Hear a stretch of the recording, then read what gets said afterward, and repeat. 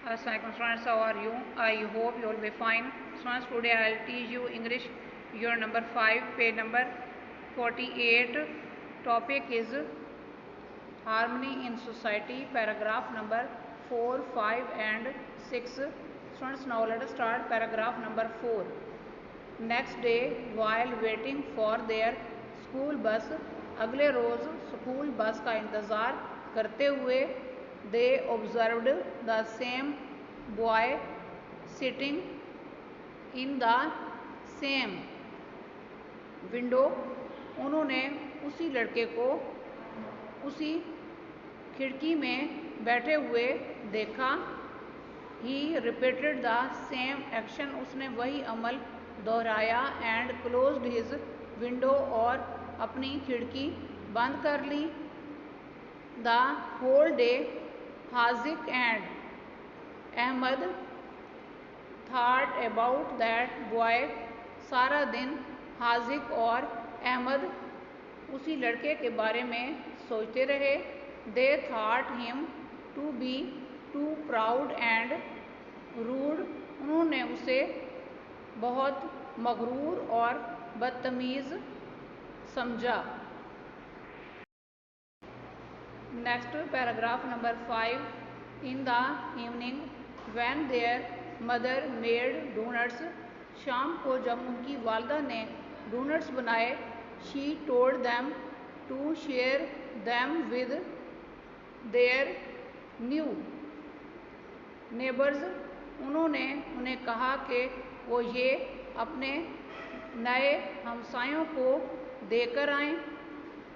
The same lady opened the door smiling. उसी खातून ने मुस्कुराते हुए दरवाज़ा खोला. They asked about the boy. उन्होंने उस लड़के के बारे में पूछा. A tear rolled down from her eyes. उनकी आँखों से आंसू टपक पड़ा.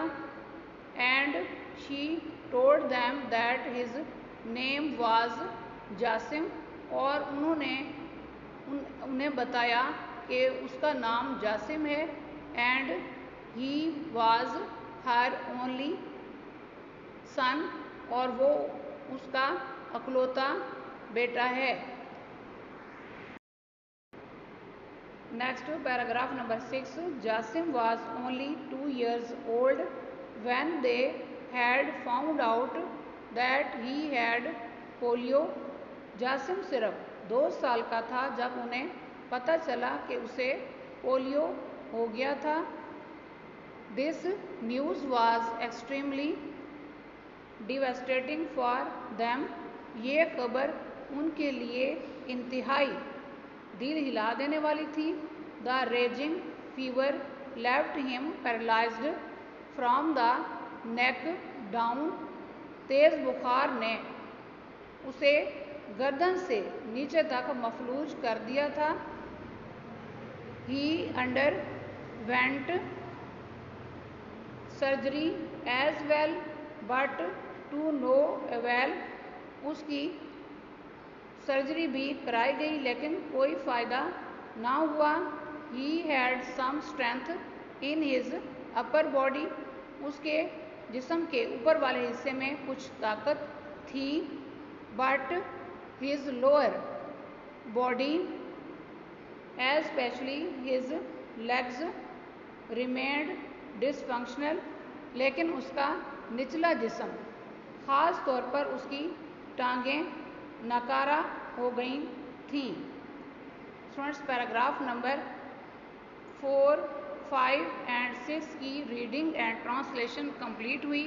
अब आप पैराग्राफ नंबर 4, 5 एंड 6 के words, meanings, synonyms and grammar note करें. Students, now let us start unit number 5, page number 48, paragraph number 4, 5 and 6. Words, meanings, synonyms and grammar. इसमें सबसे पहले वर्ड है ऑब्जर्व्ड. उर्दू में यानी मुशाहिदा करना. सिनोनिम है नोटिस्ड. और ग्रामर के पॉइंट से ये वर्ड वर्ब है. नेक्स्ट वर्ड है रिपीटेड. उर्दू में यानी दोहराया. सिनोनियम में रिएट्रेटेड और ग्रामर के पॉइंट ऑफ से ये वर्ड वर्ब है। नेक्स्ट वर्ड है प्राउड, उर्दू में यानी मगरूर, सिनोनियम में एरोगेंट और ग्रामर के पॉइंट ऑफ से ये वर्ड एडजेक्टिव है। नेक्स्ट वर्ड है रूड, उर्दू में यानी बदतमीज़ या गुस्ताख, सिनोनियम में इम्पोलाइट और ग्रामर के पॉइंट ऑफ से ये वर्ड एडजेक्टिव है। नेक्स्ट वर्ड है एक्सट्रीमली, उर्दू में यानी इंतहाई, सिनोनियम में वेरी और ग्रामर के पॉइंट ऑफ से ये वर्ड एडवर्ब है।